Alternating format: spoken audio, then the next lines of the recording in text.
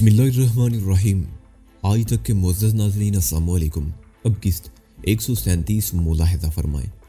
हम जैसे जैसे आगे बढ़ रहे थे जंगल गुंजान होता जा रहा था, लेकिन बिलाखिर हम आधे घंटे बाद एक खुली जगह पर निकल आए और फिर मेरी आंखें हैरत के बायस खुली रह गई। वो बहुत शानदार और वसी और अरीज़ इमारत थी। उसकी बैरूनी चार दीवारी को देखकर अंदाज़ा लगाया जा सकता था कि इमारत के इर्द गिर्द कई एकड़ ज़मीन घेरी गई थी। इमारत का गेट किसी पुराने किले की तरह था जो इस वक्त बंद था। विजय ठाकुर अपने ऊंट से उतरकर गेट के करीब पहुंचकर ज़ेली दरवाजे को खटखटाने लगा। वो दरवाज़ा फौरन ही खुल गया। उसे बरामद होने वाला आदमी भी शक्लो सूरत से डाकू ही लगता था। कंधे पर ऑटोमेटिक राइफल लटकी हुई थी। विजय ठाकुर कुछ देर उससे बात करता रहा और फिर उस शख्स ने अंदर जाकर गेट का एक हिस्सा खोल दिया और हमारा काफिला अंदर दाखिल हो गया। चार दीवारी के अंदर का मंजर मेरे लिए और भी हैरान कुन था। फसील के साथ साथ अंदर की तरफ लातादाद कमरे बने हुए थे जिनके सामने बरामदे भी थे। सामने बहुत शानदार इमारत थी जिसके सामने एक वसी व अरीज बारादरी बनी हुई थी और उसके एतराफ में किसी स्टेडियम की सीटों की तरह संगे मरमर की सीढ़ियां बनी हुई थी। मेरा ख्याल था कि इस बारादरी में कोई खेल तमाशा होते होंगे और चारों तरफ वो सीढ़ियां तमाशाइयों के बैठने के लिए थी। उस फसील के अंदर पूरा शहर आबाद था। दरमियान में बहुत वसी व अरीज मैदान था जहां थोड़े थोड़े फासले पर ऊंट और घोड़े वगैरह बंधे हुए थे। उस मैदान की एक तरफ गाड़ियों की पार्किंग के लिए जगह थी जहां इस वक्त 10-12 लैंड क्रूजर किस्म की कीमती गाड़ियां खड़ी थी। फसील के साथ साथ वाकई बहुत से कमरे आबाद थे। हर तरफ लोगों की चहल पहल नजर आ रही थी। गेट के साथ वो आदमी विजय ठाकुर के ऊंट के साथ साथ चल रहा था और बिलाखिर एक जगह रुक गया। हमारा काफिला भी वहां रुक गया। उसके सामने कंक्रीट का एक छोटा सा हौज बना हुआ था जिसमें पानी भरा हुआ था। हम लोगों को उतारने के बाद ऊंटों को उस हौज के करीब खोंटों से बांध दिया गया। विजय ठाकुर उस आदमी के साथ एक तरफ चला गया। उसकी वापसी तकरीबन 10 मिनट बाद हुई। एक तरफ फसील के साथ उन कमरों के सामने पहुंचते ही मैं उछल पड़ा। मेरे दिल की धड़कन तेज हो गई। हर तीसरा या चौथा कमरा ऐसा था जिसमें लोहे की सलाखों वाला दरवाजा लगा हुआ था और ऐसे कई कमरों में औरतें और मर्द कैद थे। बाद औरतों के रोने की आवाजें भी सुनाई दे रही थी। जानकी और उन 3 औरतों को एक कमरे में बंद कर दिया गया। बबली भी उनके साथ थी। मुझे एक और कमरे में धकेलकर सलाखों वाले दरवाजे को बाहर से ताला लगा दिया गया। यह कमरा 10 बाई 10 फुट से ज्यादा बड़ा नहीं था। फर्श पर सुर्ख रंग की मैली सी चादर पड़ी हुई थी। कमरे में एक बल्ब और छत पर लटका हुआ पंखा देखकर मुझे हैरत हुई। शहर से मीलों दूर वीराने में वाकई इस इमारत में अपना जदीद बिजली पैदा करने का जनरेटर लगा हुआ था। मैंने पंखा भी चला दिया और बल्ब भी जला दिया। मैंने पंखा भी ऑन कर दिया और बल्ब भी जला दिया। इस कमरे में पिछली तरफ भी एक दरवाजा था। वो बाथरूम था जिसमें नलके के नीचे प्लास्टिक की एक बाल्टी रखी हुई थी। बाथरूम की पिछली दीवार में ऊपर एक रोशनदान भी बना हुआ था जिसमें लोहे की मोटी मोटी सलाखें लगी हुई थी। 6 घंटों तक ऊंट पर मुसलसल सफर करने से मेरा इंजर पिंजर उखड़ गया था। जिस्म का जोड़ जोड़ दुख रहा था। मैं दीवार से टेक लगाकर दरी पर बैठ गया। ये गनीमत था कि इस कमरे में बंद करने से पहले मेरे हाथ खोल दिए गए थे। मेरी कलाइयों पर रस्सी की रगड़ से सुर्ख निशान पड़ गए थे जिनमें जलन हो रही थी। मैं सोच रहा था कि ये कौन सी जगह और हमें यहाँ क्यों लाया गया है और दूसरे वो लोग कौन है। बहुत से कमरों में मर्दों और औरतों को बंद देख चुका था मैं। ये जेल तो हरगिज नहीं थी। इसे कारवाने सराय भी नहीं कहा जा सकता था। इस जैसी पुरानी और इतनी शानदार इमारत जेल या कारवान सराय नहीं हो सकती थी। ये तो किसी राजा का महल ही हो सकता था। तकरीबन आधा घंटा गुजर गया। मैं सामने वसी व अरीज मैदान में लोगों को आते जाते हुए देख रहा था। मुझे उन लोगों की सरगर्मियां बड़ी पुरस्कार लग रही थी। और फिर एक आदमी दरवाजे के सामने रुक गया। उसके एक हाथ में तारों से बना हुआ छींका था जिसमें चाय के मुतअद्दिद गिलास रखे हुए थे। उसने एक गिलास छींके से निकाल कर सलाखों के अंदर दरवाजे के करीब रख दिया और जब वो वापस जाने लगा तो मैंने उसे रोक लिया। ये कौन सी जगह है और यहाँ इतने लोगों को कैद में क्यों रखा गया है? मैंने अपनी जगह से उठकर दरवाजे के करीब आते हुए पूछा। वो शख्स पहले तो मुझे ऊपर से नीचे तक देखता रहा, फिर बोला, क्या तुम्हें नहीं मालूम? नहीं। मैंने नफी में सर हिला दिया। ये गुलामों की मंडी है भाइया। उस शख्स ने जवाब दिया। ये जो यहाँ कैदी हैं सब कनीज़े और गुलाम हैं। इन्हें नीलामी के लिए यहाँ लाया गया है और तुम भी उनमें से एक हो। विजय ठाकुर इस मर्तबा बड़ी अच्छी चीजें लेकर आया है और तुम्हारे जैसा जवान तो मैंने आज तक नहीं देखा। विजय ठाकुर रोकड़ा कमा कर ले जाएगा इस मर्तबा। मैं सन्नाटे में आ गया। दिमाग इस तरह सुन्न हो गया जैसे बर्फ जम गई हो। मैं वैसे ज़्यादा सी नजरों से उस शख्स की तरफ देख रहा था। मुझे तो उसकी बातों का यकीन भी नहीं आ रहा था। आज के जदीद तरीन दौर में कनीजों और गुलामों की तिजारत। लेकिन उस शख्स ने गलत भी नहीं कहा था। यहाँ जो कुछ दिखाई दे रहा था उससे उसकी बातों की तस्दीक हो रही थी। उस शख्स ने जो कुछ भी बताया वो बहुत खौफनाक था। उसके कहने के मुताबिक यहाँ हर 3 महीनों बाद कनीजों और गुलामों की मंडी लगती है। बर्दा फरोशों के ग्रोह पूरे हिंदुस्तान में सरगर्म अमल रहते हैं। लड़कियों और औरतों को अगवा करके यहाँ ले आया जाता है।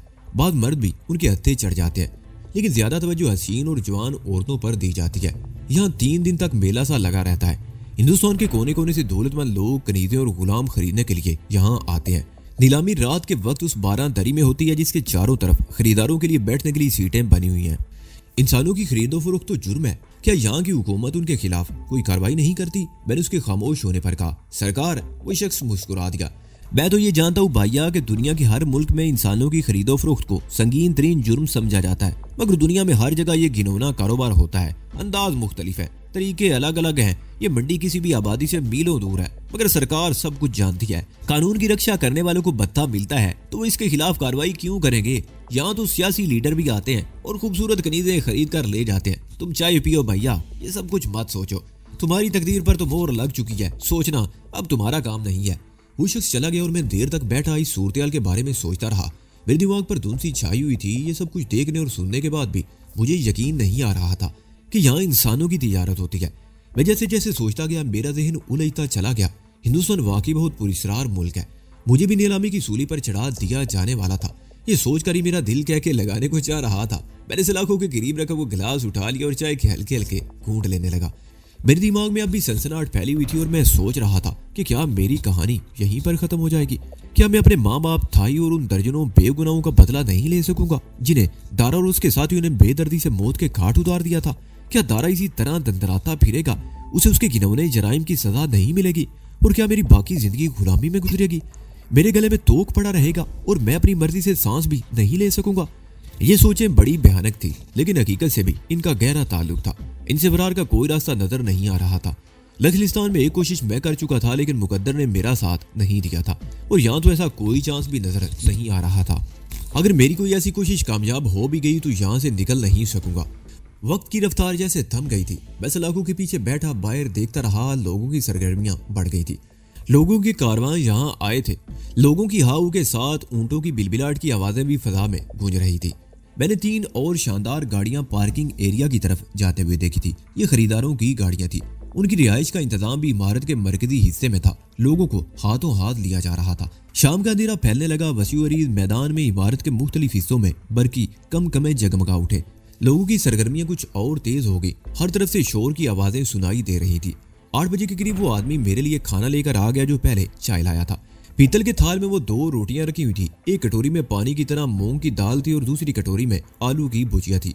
मैं भी खाना खा रहा था कि विजय ठाकुर दरवाजे के सामने नमूदार हुआ। उसके हाथ में काले रंग की बुनियान थी और एक निकर जो उसने सलाखों के अंदर फेंक दी थी।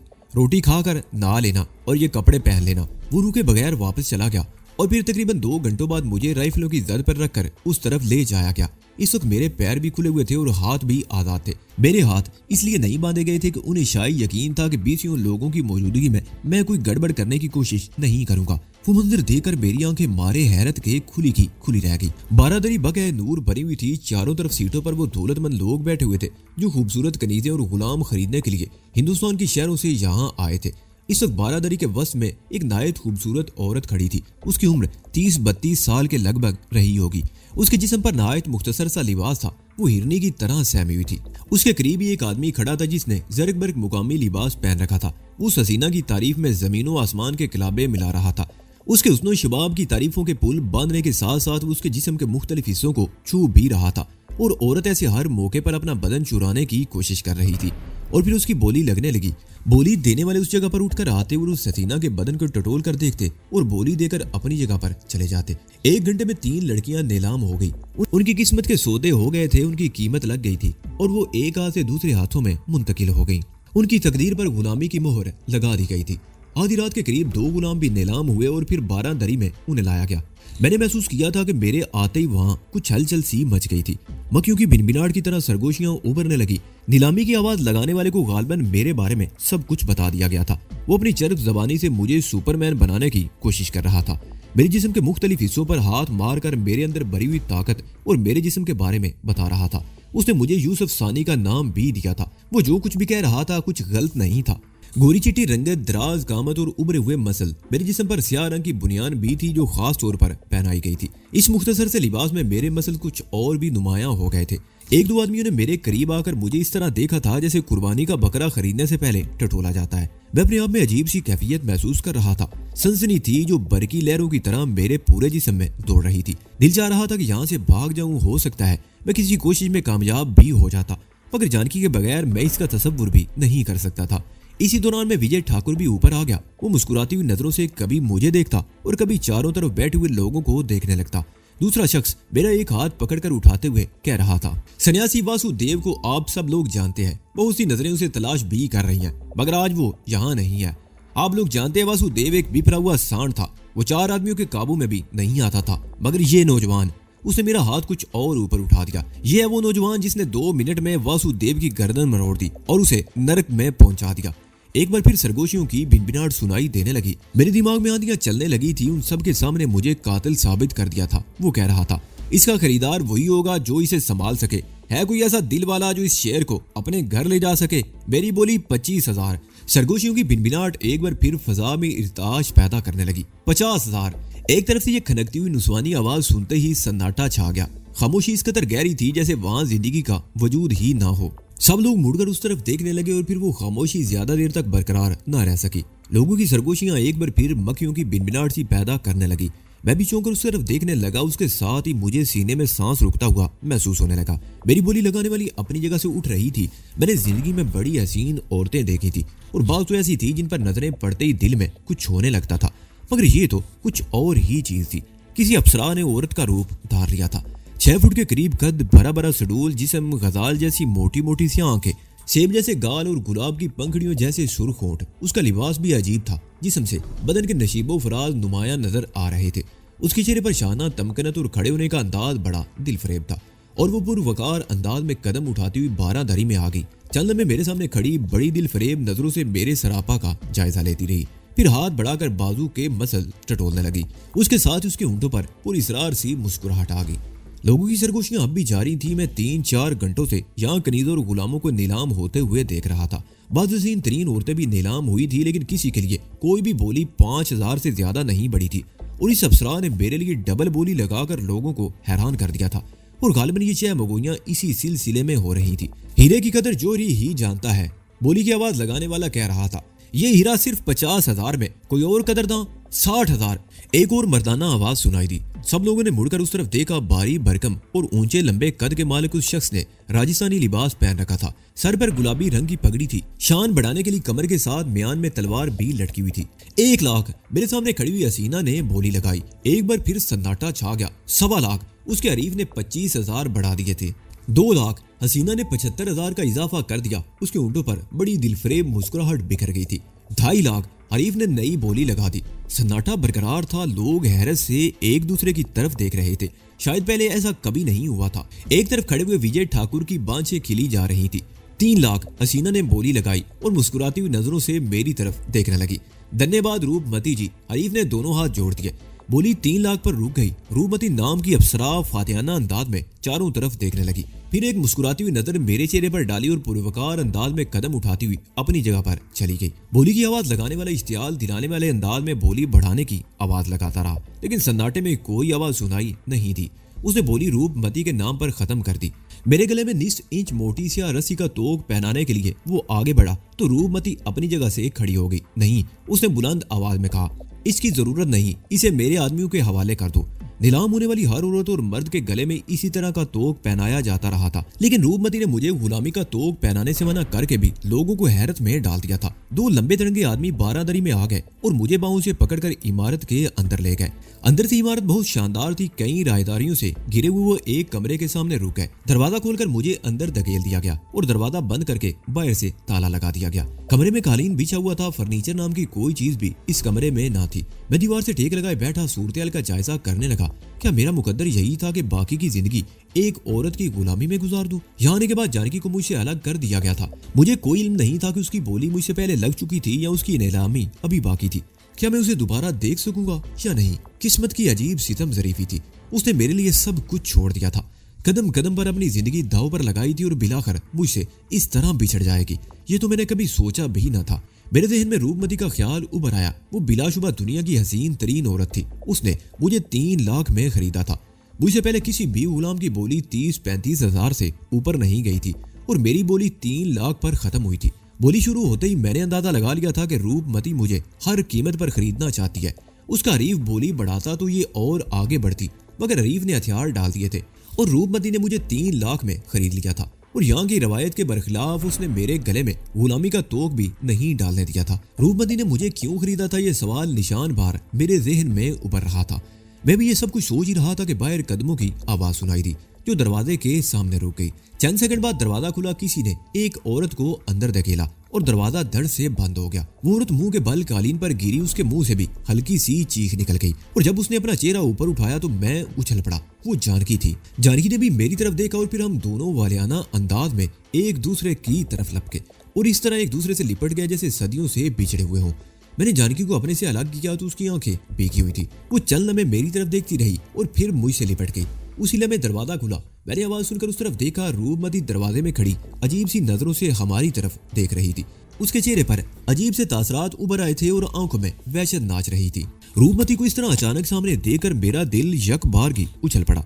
कनपटियां सुलगने लगी। मैंने जानकी को खुद से अलग करने की कोशिश की मगर उसने मेरे गिर्द अपनी बाहों का इशार कुछ और भी मजबूत कर लिया। उसके दिल की धड़कन मुझे अपने सीने में महसूस हो रही थी। उसका चेहरा दूसरी तरफ था इसलिए वो रूपमती को नहीं देख सकी थी। मैंने रूपमती की तरफ देखा। उसकी आंखों में वहशत बढ़ गई थी। चेहरे पर तनाव नुमाया तौर पर महसूस हो रहा था। मेरे दिल में एक अजीब सा खौफ जाग उठा। मैं अब रूपमती का ज़रख़रीद गुलाम था। वो मेरे साथ कुछ भी सलूक कर सकती थी लेकिन मैं रूपमती से खौफजदा नहीं था। खौफजदा तो मैं इन हालात से था जिन्होंने मुझे एक औरत की गुलामी में दे दिया था। गुलामों की इस मंडी में आने के फौरन ही बाद मुझे और जानकी को एक दूसरे से अलग कर दिया गया था। मैं तो समझ बैठा था कि अब कभी जानकी की सूरत नहीं देख पाऊंगा। गुलामों और कनीजों के खरीदार मुख्तलिफ शहरों से आए हुए थे। मुझे रूपमती ने खरीदा था और उस कमरे में आने के बाद मैं यही सोचता रहा था कि जानकी का खरीदार न जाने कौन होगा, वो किस शहर में जाएगी, मैं कभी उसका सुराग पा भी सकूंगा या नहीं। लेकिन फिर किस्मत ने एक अजीब करिश्मा कर दिखाया। जानकी की बोली भी रूपमती ही ने जीती थी और कुदरत ने एक बार फिर उसे मुझसे मिला दिया था। लेकिन अब रूपमती को सामने देखकर मेरे दिल में अचानक ही ये खौफ उजागर हो गया था कि कहीं जानकी को मुझसे दोबारा अलग ना कर दिया जाए। मेरी नीलामी के वक्त रूपमती ने जिस तरह मुझे टटोल कर देखा था, जिस तरह मेरी बोली बढ़ाती चली गई थी, उससे मैं पहले ही अंदाजा लगा चुका था कि वो हर कीमत पर मुझे हासिल करना चाहती है। अब तक इस मंडी में फरोख्त होने वाला मैं सबसे महंगा गुलाम था और कोई आका ये बर्दाश्त नहीं कर सकता था कि उसका ज़रख़रीद गुलाम उसकी मर्जी के बगैर कोई कदम उठा सके। मेरा खरीदार कोई मर्द नहीं, एक हसीन औरत थी, गालिबन दुनिया की हसीन तरीन औरत। वो कैसे बर्दाश्त कर सकती थी कि उसका गुलाम उसकी मर्जी के बगैर किसी औरत से इस तरह मिले कि वो एक नजर आए।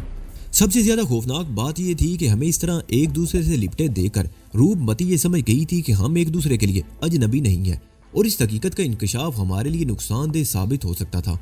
रूपमती की आंखों की वहशत अब तहय्युर में बदलती जा रही थी। उसे गालिबन इस बात पर हैरत थी कि अपनी नई मालिक को सामने देखकर भी हम एक दूसरे से अलग नहीं हुए थे। रूपमती के अगम में वही दो हट्टे कट्टे राजपूत खड़े थे जो मुझे इस कमरे में डाल कर गए थे। वो दोनों भी ताज्जुब खेज निगाहों से हमारी तरफ देख रहे थे और फिर उनमें से एक रूपमती के पहलू से कतरा कर आगे बढ़ाया। उसके साथ ही उसने पतलून की जेब से पिस्तौल निकाल लिया। ये तो मैं जानता था कि वो मुझे या जानकी को गोली नहीं मारेगा। पिस्तौल तो उसने महज डराने के लिए निकाला था, लेकिन रूपमती ने बाजू फैलाकर उसे मजीद आगे बढ़ने से रोक दिया। उसकी नजरें बदसूर मेरे चेहरे पर मरकूज थी, होंठों पर खफीफ सी मुस्कुराहट थी और गालिबन वो अभी सूरत से लुत्फ अंदोज हो रही थी। और सितम की बात तो ये थी कि जानकी अभी तक उनकी मौजूदगी से बेखबर थी। वो मुझसे इस तरह लिपटी हुई थी जैसे उसे अंदेशा हो कि उसकी गिरफ्त ढीली पड़ी तो हम एक दूसरे से अलग हो जाएंगे। जानकी, मैंने उसके कान के करीब सरगोशी की। हम इस वक्त तनहा नहीं है, दरवाजे में कुछ लोग खड़े हैं। जानकी यूं उछलकर मुझसे अलग हो गई जैसे मैंने उसे अपने कुर्बो जवार में कहीं एटम बम फटने की इतला दे दी हो। वो संभल कर वैसे ज्यादा सी नजरों से रूपमती और उसके करीब खड़े हुए अफराद की तरफ देखने लगी। अब इसमें कोई शुबा नहीं रहा कि तुम दोनों एक दूसरे को पहले से जानते हो और एक दूसरे से प्रेम भी करते हो, रूपमती कह रही थी। उसकी आवाज में खनक सी थी जैसे पानी से लबरेज चांदी की दो नन्ही नन्ही कटोरियां होले होले आपस में टकरा रही हूं। मैं प्रेम को बुरा नहीं समझती।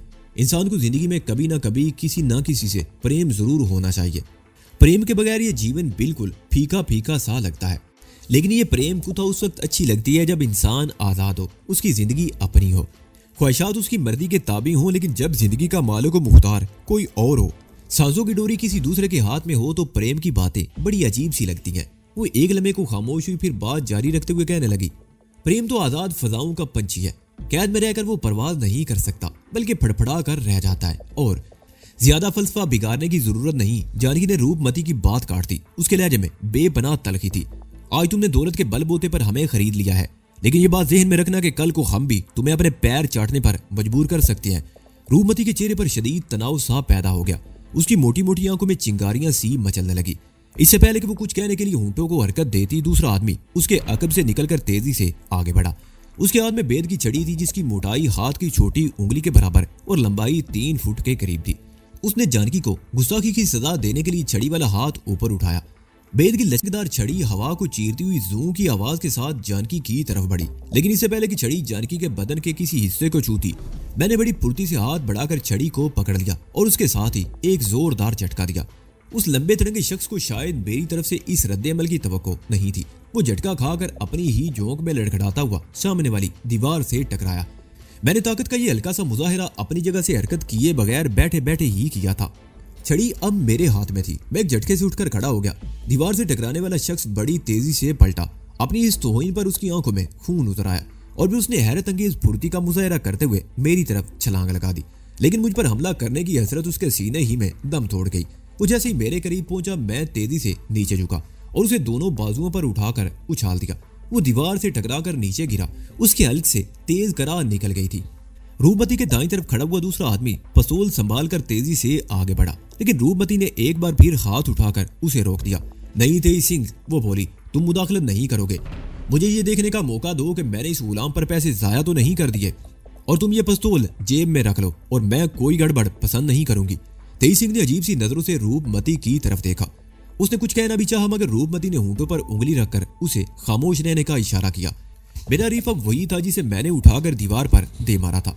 उसे उठने में 2-3 सेकंड लगे। वो पूरे कद के साथ मेरे सामने खड़ा था। उसके चेहरे पर शदीद तनाव सा पैदा हो गया था और आंखें एकदम सुर्ख हो गई। छोकरे, उसके हल्क से बेड़िए की सी गुर्राहट निकली। तुमने दरमेश के साथ पंगा लेकर अच्छा नहीं किया। मैं चाहूं तो 1 सेकंड में तुम्हारी हड्डियों का सुरमा बना सकता हूं, लेकिन राजकुमारी ने तुम पर रोकड़ा खर्च किया है और मैं नहीं चाहता कि रोकड़ा रकम बदबूदार गोश्त का ढेर बन जाए। तुम मेरे रोकड़े की परवाह मत करो दरमेश, रूपमती ने कहा। जब इसकी नीलामी हो रही थी तो तुमने विजय ठाकुर को कहते हुए सुना था कि इसने वासुदेव जैसे सांड की गर्दन भी 2 मिनट में मरोड़ दी थी।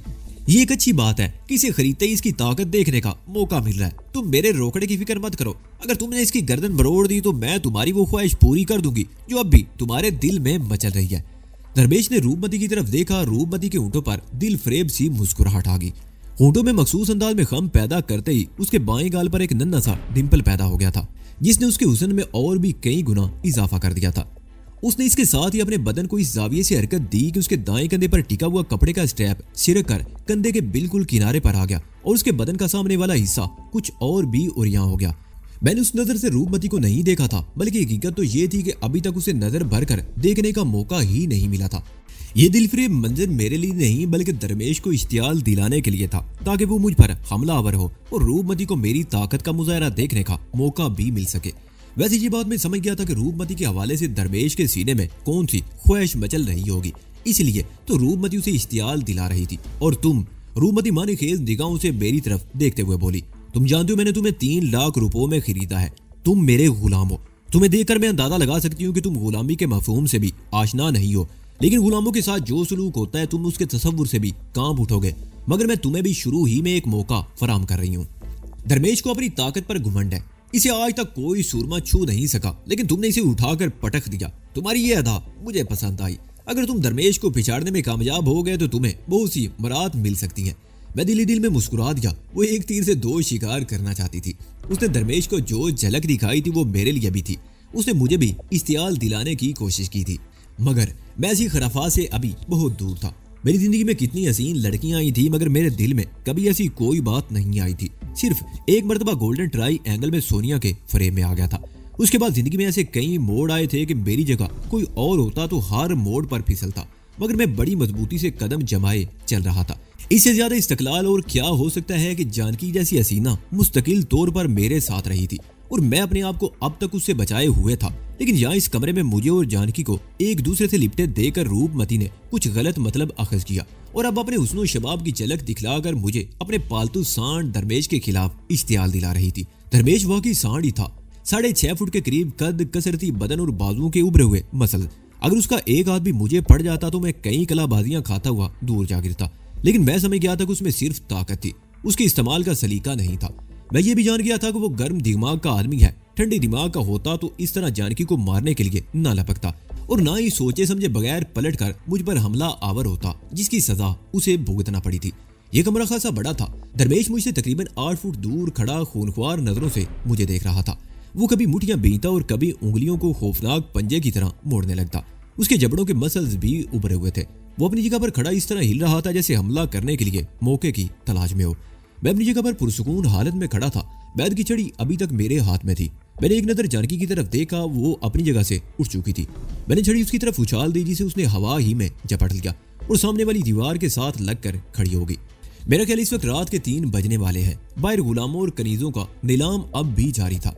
कमरे के अकबी रोशनदान से लोगों की मिली जुली आवाजें सुनाई दे रही थी और गालबन किसी को मालूम नहीं था कि इस कमरे में खौफनाक ड्रामा शुरू होने वाला है। दरवेश किसी पहलवान की तरह दोनों हाथ सामने निकाले आगे बढ़ने लगा। शायद वो अखाड़े के पहलवानों की तरह कुश्ती के शुरू में पंजे लड़ाना चाहता था। इस तरह हरीफ एक दूसरे की ताकत का कुछ अंदाजा लगा लेते हैं, लेकिन मैं ऐसी हमाकत नहीं कर सकता था। मैं अपनी जगह पर खड़ा गहरी नजरों से दरवेश की तरफ देखता रहा। दरवेश की नजर भी मेरे चेहरे पर मरकूज थी। उसने जब देखा कि मैं पंजा लड़ाने के मूड में नहीं हूं तो वो अरने भैंसे की तरह डकराता हुआ मेरी तरफ लपका। उसके हाथ इस तरह आगे बढ़े हुए थे जैसे वो मेरी गर्दन को गिरफ्त में लेना चाहता हो। वो जैसे जैसे करीब पहुंचा मैंने अपनी जगह से हरकत की और कदरे दाईं तरफ हटते हुए उसकी बाईं बगल के नीचे राउंड हाउस किक लगा दी। मैंने अगरचे पूरी कुव्वत इस्तेमाल नहीं की थी, लेकिन बगल के नीचे जरब खासी जोरदार लगी थी। वो अपनी जगह से तकरीबन 1 फुट ऊपर उछला। उसकी आंखों में अजीब सी वहशत उभर आई थी। मैं भी मुमकिन जवाबी हमले से बचने के लिए अपनी जगह से उछलकर दूर हट गया, लेकिन उसने फौरी तौर पर हमला नहीं किया। चंद सेकंड बाद उसने एक बार फिर हमला कर दिया। इस मर्तबा कोई जवाबी कार्रवाई करने की बजाय उछलकर दूर हट गया। अपने हमले को नाकाम होते देखकर शायद उसका दिमाग भिन्न आ गया था। उसने फौरन ही पलटकर दूसरा हमला किया। इस मर्तबा मैंने न सिर्फ अपने आप को बचाया बल्कि उसके पहलू में एक हल्की सी किक भी लगाने में मैं कामयाब हो गया। वो लड़खड़ाया तो मुझे भी मौका मिल गया। मैं खड़े खड़े एक टांग पर घूम गया। मेरी पहली स्पिन किक उसके बाएं बाजू पर कंधे से जरा नीचे लगी, वो करा उठा। दूसरी ऐसी किक उसके सीने पर लगी। तीसरी किक लगाने का मुझे मौका ही नहीं मिल सका क्योंकि वो लड़खड़ा कर नीचे गिर गया था। मुझे पे दर पे हमले करते देखकर रूपमती बेइख्तियार चीख उठी। वाह क्या दाव लगाया है। एक और। तेई सिंह को शायद रूपमती की जबान से मेरी तारीफ पसंद नहीं आई थी। दूसरे हील में वो भी दरवेश की हिमायत में चीख उठा। मुन्ना उठ, गर्दन मरोड़ दे इसकी, डर मत, दाव लगा। वो चीख चीख कर दरवेश का हौसला बढ़ा रहा था। दरवेश उठ गया। मैंने संभलने का मौका दिए बगैर उसे साइड किक लगाने की कोशिश की, लेकिन उसने हैरत अंगेज फुर्ती का मुजाहरा करते हुए मेरी टांग पकड़ दी। मैं एक टांग पर लड़खड़ा कर नीचे गिरा और अपने आप को संभालने की कोशिश करते हुए दूसरी आजाद टांग से उसके पेट पर किक लगाना चाहिए तो मेरी ये टांग भी उसकी गिरफ्त में आ गई। अब मेरी पोजीशन कुछ ऐसी थी कि उसने मेरे दोनों पैर टखनों के करीब से अपनी बगलों में दबोच रखे थे। मैं पुश्त के बल था और मेरा सर जमीन पर लगा हुआ था। वो अगर चाहता तो दबाव डालकर बड़ी आसानी से मेरी गर्दन तोड़ सकता था, लेकिन उसके बारे में मेरे तमाम अंदाजे 100% दुरुस्त साबित हुए। उसमें ताकत तो बिलाशुबा बेपनाह थी, मगर उसके इस्तेमाल का सलीका नहीं था। ये उसके लिए बेहतरीन मौका था कि मुझे जेर कर लेता, लेकिन उसने हमाकत का सबूत देते हुए मेरी टांगों को गिरफ्त में ले रखा और अपनी जगह पर खड़े खड़े घूमने लगा और मेरी खोपड़ी को कालीन पर रगड़ने लगा। मैंने भी अपने दोनों हाथ अपनी टांगों पर जमा लिए और सर को किसी कदर ऊपर उठाने में कामयाब हो गया। दरवेश मुझे फिरकी की तरह घुमा रहा था। मेरे बदन का सारा खून जैसे सर में जमा हो गया था। 3-4 चक्कर देने के बाद वो रुक गया, लेकिन मुझे छोड़ा नहीं। मेरी टांगें बदस्तूर उसकी गिरफ्त में थी।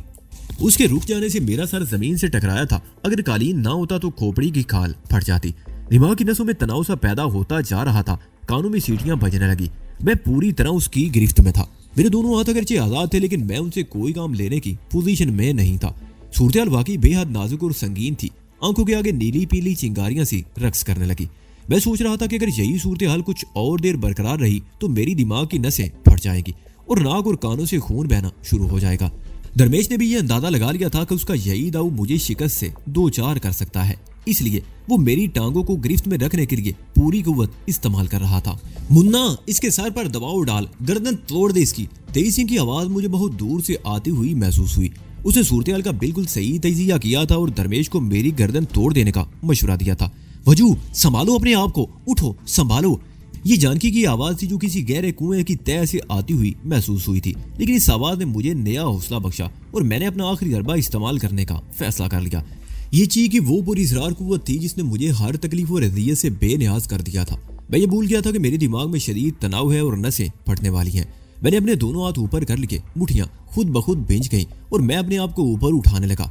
मेरे कंधे 1-1 इंच करके आहिस्ता आहिस्ता ऊपर उठने लगे। मेरे दोनों बाजू मेरे सीने के सामने ऊपर की तरफ उठे हुए थे। दोनों हाथों की मुठ्ठियां इस तरह बिंची हुई थी जैसे मैंने किसी चीज का सहारा ले रखा हो। तेज सिंह और जानकी की मिलीजुली आवाजें मेरी समाज से टकरा रही थी। जानकी मेरी हौसला अफजाई कर रही थी और तेज सिंह धर्मेश को इश्तियाल दिला रहा था। धर्मेश मेरी टांगों को पूरी कुव्वत से गिरफ्त में लिए हुए था। वो बार बार झुककर मेरे सर को जमीन से टकराने की कोशिश कर रहा था, लेकिन अब उसकी कोई कोशिश कामयाब नहीं हो रही थी। मैं अपने आप को आहिस्ता आहिस्ता ऊपर उठा रहा था। मेरी टांगों पर उसकी मजबूत गिरफ्त अब मेरा सहारा बन गई थी। या मार्शल आर्ट के हवाले से वो बात बिल्कुल सच साबित हो रही थी कि हरीफ को उसकी कुव्वत से शिकस्त दी जाए। मैं धर्मेश की कुव्वत को उसके खिलाफ ही इस्तेमाल कर रहा था। मैं चाकू की तरह बिल्कुल दोहरा हो गया। मेरा सर अब उसके सीने के बराबर पहुंच गया था। मैंने दोनों बाजू सीधे कर लिए। मैं दोनों हाथ धर्मेश की गर्दन के पीछे ले जाने की कोशिश कर रहा था और वो समझ गया था कि मैं क्या करना चाहता था। वो जोर जोर से सर को झटके देने लगा, लेकिन उसकी गर्दन मेरी गिरफ्त में आ गई। मुन्ना! तेज सिंह चीखा, इसकी टांगे छोड़ दे। लेकिन मुन्ना को अब बहुत देर हो चुकी थी। मैंने उसकी गर्दन पर दोनों हाथों से गिरफ्त जमाते ही अपने आप को नीचे की तरफ जोरदार झटका दिया। इस तरह जोरदार झटके से धर्मेश के कदम उखड़ गए। वो भी मेरे साथ झुकता चला गया। मेरी पुश्त जमीन पर लगी और धर्मेश मेरे ऊपर से उल्टी कलाबाजी खाता हुआ दब की आवाज के साथ पुश्त के बल मेरे पीछे गिरा। उसके मुंह से कराह निकल गई। मेरी टांगे उसके शिकंजे से आजाद हो चुकी थी, लेकिन मेरे अंदर उठने की फौरी तौर पर हिम्मत नहीं थी। मैं बेदम सा पड़ा था। मेरे जिस्म का सारा खून अब भी मेरे सर में जमा हो चुका था। लगता था जैसे खून की रवानी ठहर गई हो। जानकी की आवाज मेरी समाज से टकरा रही थी। वो चीख चीख कर मेरी हौसला अफजाई कर रही थी। पहले तो ये आवाज मुझे बहुत दूर से आती हुई महसूस हुई, फिर बतदरीज वाज़ेह होती चली गई। मैंने सर को 2-3 झटके दिए। जमूर टूटने लगा। मेरे आवाज बहाल होने लगे और जिस्म में तवानाई ऊद कर आने लगी। मैं पहलू के बल हो गया और कूनियां कालीन पर टिका कर उठने की कोशिश करने लगा। मैं उठने में तो कामयाब हो गया, लेकिन अपनी टांगों पर खड़ा ना रह सका। कमबख्त धर्मेश ने मेरी टांगे इस जोर से पकड़ी थी और 2 मिनट तक अपने बाजू के शिकंजे में कस कर रखी हुई थी, जिससे खून की रवानी मुतासर हुई थी। मैंने बारी बारी दोनों टांगों को हल्के हल्के झटके दिए। इसी दौरान में मैंने एक नजर रूपमती की तरफ भी देखा था। उसके चेहरे पर सुर्खी थी और आंखों में तहय्यर का समंदर लहरें ले रहा था। उसके करीब खड़ा तेज सिंह भी चीख चीख कर अपने मुन्ना को हौसला दिला रहा था। दरवाजे के करीब वो दोनों अब अकेले नहीं रह गए थे। उनके पीछे दरवाजे में और बाहर रायदारी में मुझे देखने के लिए बहुत से चेहरे नजर आने लगे थे। सब लोग हैरत ज़दा सी नजरों से मुझे देख रहे थे। अदे के करीब वो दोनों अब अकेले नहीं रह गए थे। उनके पीछे दरवाजे में और बाहर रायदारी में मुझे चेहरे और भी नजर आए। सब लोग हैरत ज़दा सी नजरों से सब कुछ देख रहे थे।